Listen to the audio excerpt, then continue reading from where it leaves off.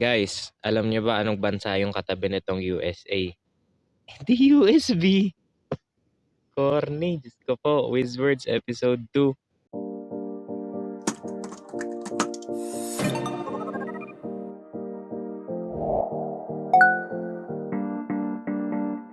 So yeah, this is my second day or second week ng Certified Voice Artist Program. So before that, we had a mini activity. Wow, mini task. Lakas maka PBB. We had to design our own dream recording studio. And then I was inspired with Sir Navi's talk about the Hornet strategy. So yun yung ginawa ko. Ito siya, tingnan niyo. Wala ba? Wait lang, kunin ko.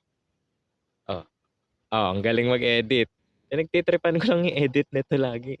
It's nice kasi nung nakita ko yung mga entry, iba-iba siya. Merong software din, merong nag-drawing.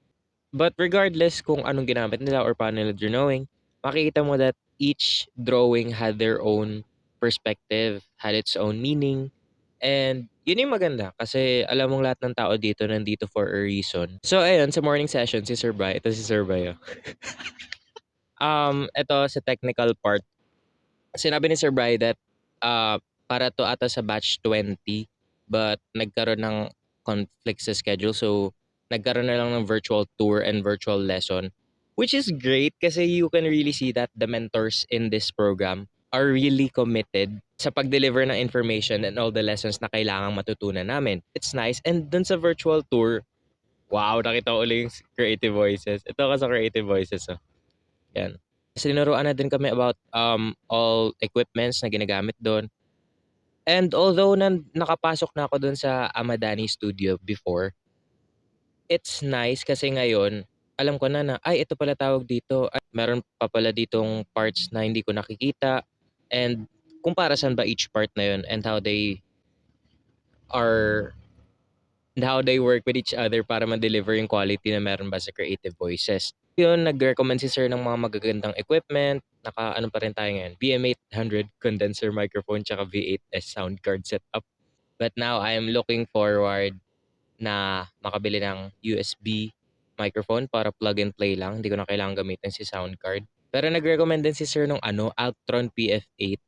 Wait lang May nabudol. Hindi, pero hindi to Altron. Ano lang to? Medyo cheaper version. Hopefully, it works the same. Thumbnail, kunwari. I guess this is an investment din kasi if I want to be in this industry and I do want to be in this industry, ayun, meron na akong starting point kahit papano. Na-discuss din ni Sir Brian about sa Audacity and Adobe Audition. So meron ako dito sa laptop ko. Ito yung laptop ko. Wow, laptop ko yan. Meron ako ditong Audacity matagal na kasi gumawa lang kami dati sa school project ng compile lang ng songs. Pero yung tinuro ni Sir Brian, wow! Kasi ano siya, about noise reduction kasi I'm in a very complicated place. May aso, may tuta, may mga ibon, may electric fan. Tapos yon, hindi ko lang kung papakita ko sa inyo pero ito na lang, maglagay ako dito. Legit yung labas ng bintana namin, SLEX. So, medyo maingay. Kaya bumili din ako nito kasi hopefully mabawasan yung ingay kahit sa SLEX man lang tsaka sa electric fan. Kasi yung aso hindi naman yun. And ayun, pagdating naman sa afternoon session kay Papa Lem, oh my God, ito na uli yung Kasi throwback, nag-tech ako as an intern sa event ng CVAP Inc.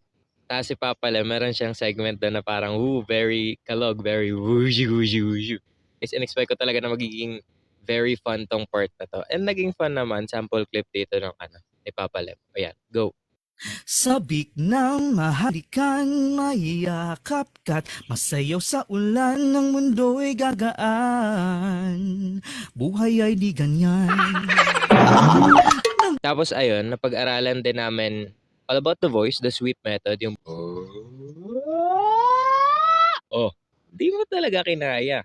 And ayun, tulad nung sinabi ko sa week 1 or day 1 ko na vlog, sa dulo no, na kalog, masaya, really enjoying, really interactive. But there are lessons and matututo ka talaga, and why these lessons are connected to the program. Like si sweep method may be silly kung papakinggan mo yung taong biglang wow, magaganon. Pero it's for your voice, for you to determine kung ano bang voice yung kaya mong gawin, And ayun, natutunan din namin yung about proper breathing, posture, posture, and a lot of things about the voice, which is why most people are here now to exercise and improve their voice. Like we had to do a line in three voices like, eto na ang masaya at magulo ang bulaga. Tapos magiging, eto na ang masaya. O, di ba? It's like, it's silly, but it's for your voice. It's how you express and how will you know kung ano nga ba yung lagay mo ngayon sa boses mo and how you can improve on it. The first step to improvement is letter I. Uy, Diyos ko po. At tama, the first step in improvement is letter I. You need to acknowledge you. I. Bakit ba tayo nagko-quotes? To end my vlog, I guess I'm anxious and excited at the same time because this actually marks half of the Certified Voice Artist program. Ang ganda na it was just 2 sessions pero ang dami lang natutunan and 2 sessions is already 50% of the program and another 2 sessions and tapos na yung program. Wow! Hopefully, what I'm doing right now, my future self will thank me for it and my younger self will also be proud of me for it because I am proud of me currently. My present self is proud of my present self. Ayun. I guess that ends my vlog and again, tomorrow is another day. Kung ano mang mangyari ngayon, iiyak mo saglit, itawa mo ng matagal, pero pagkatulog mo, pagkagising mo, another day para umiyak or tumawa. But whatever happens, today is today and tomorrow is tomorrow. Today will only be yesterday tomorrow. Gets mo ba? Hindi ko din magets eh. Pero ayun nga, bye-bye na nga. Ang tagal na nito. Bye!